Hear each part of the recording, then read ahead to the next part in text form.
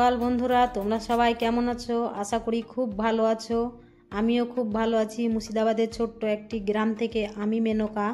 আমার চ্যানেলে তোমাদের সবাইকে স্বাগতম। তো দেখো, আমি প্রথমে উঠে আজকে আমার একটু কাজের তাড়া বেশি, তো তার জন্যে আজকে তাড়াতাড়ি উঠেছি। উঠে দেখো আমি গেটের মুখে জল দিয়ে দিলাম। জল দেওয়ার পরে তারপরে আমি চলে আসলাম গোয়ালে।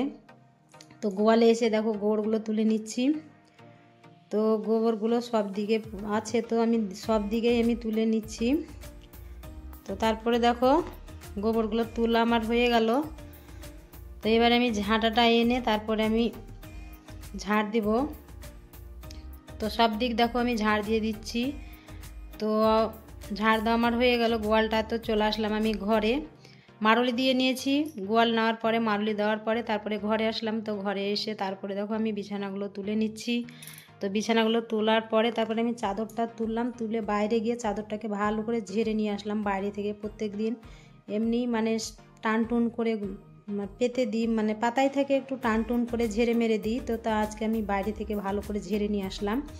তো আসার পরে দেখো আমি জানলাটাকে ভালো করে ঝাঁটা দিয়ে ঝাড় দিচ্ছি। যে কেন আমাদের জানলার পাশে একটা ওই কী যেন লাজনে ডাঁটার গাছ আছে। তো ওই পাতা এসে জানলাতে পড়ে আর মাকড়সার জাল হয়ে গেছে গিরিলে। তো আমি ঝাঁটা দিয়ে বেশ ভালো করে ঝাড় দিয়ে নিলাম, পাতাগুলো ঝাড় দিয়ে ফেলে দিলাম।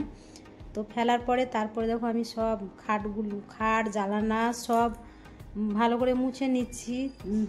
ধুলো পড়ে, তো আমি প্রায় মুছতে থাকি। সব দিন পারি না কাজের চাপে, তো যেদিন যেদিন ইচ্ছে হয় সেদিনই মুছে নিই। তো তারপরে দেখো আমি চাদরটাকে ভালো করে পেরে নিচ্ছি।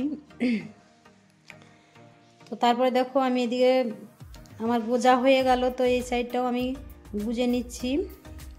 ওদিকেও বুঝছি যে আমার ছেলে মেয়েরা উঠে হয়তো বিছানাতে বই টই পড়ে, তো তখন চাদরটা এদিকে ঝুলে যায়। তো তার জন্য আমি ওই সাইডটা ভালো করে গুজে নিলাম।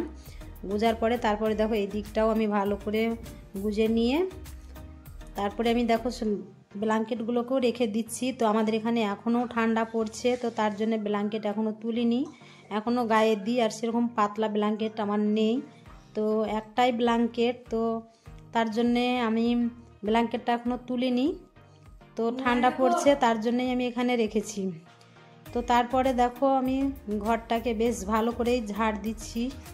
সব দিকটাই আমি ঝাড় দিয়ে নিয়েছি। তো তার আগেও আমি ঘরে এসেই আমি বোতলে জল ভরে নিয়েছি, তো তখন আমি ক্যামেরা করিনি। তো তারপরে দেখো আমি ঘরটা ঝাড় দেওয়া হয়ে গেল। তো চলে আসলাম ডাইনিংয়ে। ডাইনিংটাকে বেশ সব দিকটায় ঝাড় দিয়ে নিলাম। রান্নাঘর ঝাড় দিয়ে নিয়েছি, পাশের ঘরটাও ঝাড় দিয়ে নিয়েছি। তো তারপরে দেখো ঝাড় দিচ্ছি, আর এই নোংরাগুলো ওই ঘরেই ঢুকে যায় বারে বারে। তো যখন ঝাড় দিই তখনই ঢুকে যায়, তো আমাকে আবার ঝাড় দিয়ে আনতে হয়। তো তার জন্য আমি ঝাড় বারণ নিয়ে গিয়ে আবার ধরে নিয়ে আসছি নোংরাগুলো। তো ঝাড় দেওয়া আমার হয়ে গেল। তারপরে দেখো আমি ঘরে আসলাম, এসে আলনাগুলোকে ভালো করে মুছে নিচ্ছি। যে আলনাতেও আমার ধুলো পড়ে, তো আলনা শোকেস সব আমি ভালো করেই মুছি। তো দেখো আমার আলনাটা মোছা হয়ে গেল। খাটের এই দিকটাও, খাট থেকে হাত পানি, তো তার জন্য আমি এই দিকটা মুছে নিলাম, আর শোকেসটাও মুছে নিয়েছি। তারপরে চলে আসলাম ছাদে। তো ছাদে আসলাম ঘর ঝাড় দিয়ে মুছে আমি চলে আসলাম ছাদে। আমার উঠোন এখনও ঝাড় দেওয়া হয়নি, কেননা যে উঠোন ঝাড় দিয়ে নিলে, বাসি উঠোন ঝাড় দিলে আমাদের এখানে ছোঁয়া ধরে। তো তার জন্য আমি উঠোনটা এখনও ঝাড় দিইনি।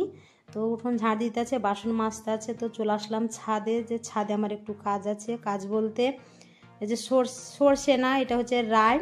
তো রাইগুলো আমাদের মটরশুঁটির জমিতে ছিল, তো এনে রেখে দিয়েছে আমার বর। তো ও মেলার সময় পাচ্ছে না, তো এগুলো আমাদের বোনা না, আগের বছর বুনেছিল, তো সেই জমিতেই মটরশুঁটি বুনেছে। এবার রাই বোনা হয়নি, তো ওই মটরশুঁটির জমিতে আগেকার বিচন পড়েছিল, তো ওইগুলোই বেরিয়ে গেছে। তা তুলে ফেলে দিব বলছিল, তাই আমি বলছি তুলো না, থাক, যে কটা হবে হোক, তুলে নিয়ে যাবা।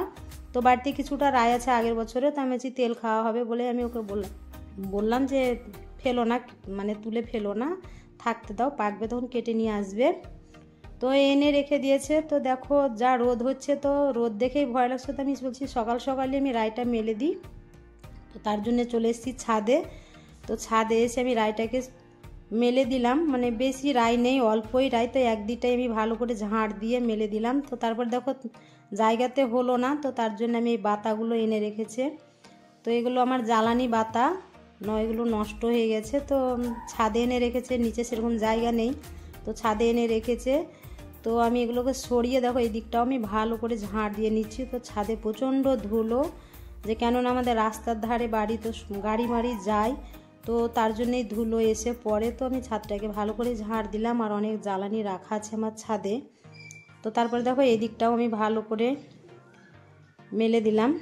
তো দেখো ট্রেন চলে গেল, প্রথমে একটা ছাদে যখন এসেছি তখন একটা ট্রেন গিয়েছে, তো আবার একটা ট্রেন গেল। তো তোমরা কে কে ট্রেন দেখতে ভালোবাসো, ট্রেনে চাপতে ভালোবাসো, অবশ্যই কমেন্টে বলো।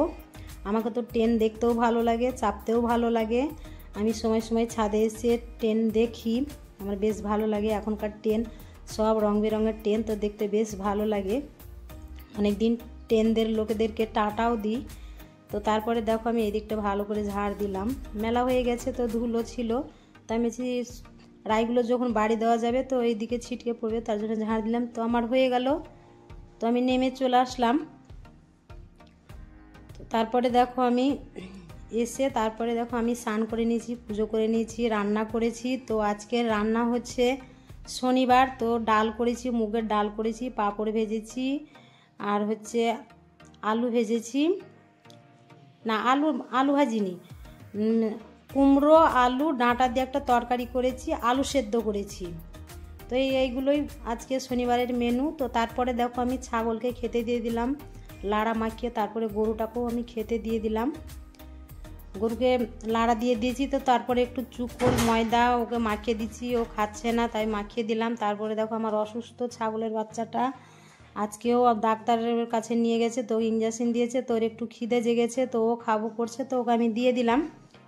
তো আমি বলছি যে ও যখন খাবো করছে তো ওকে দিয়ে দিই। তারপর দেখো আমি মাঠে যাচ্ছি, যে ও ছাগলের ঘাস নেই, তো ঘাস আনতেই যাচ্ছি।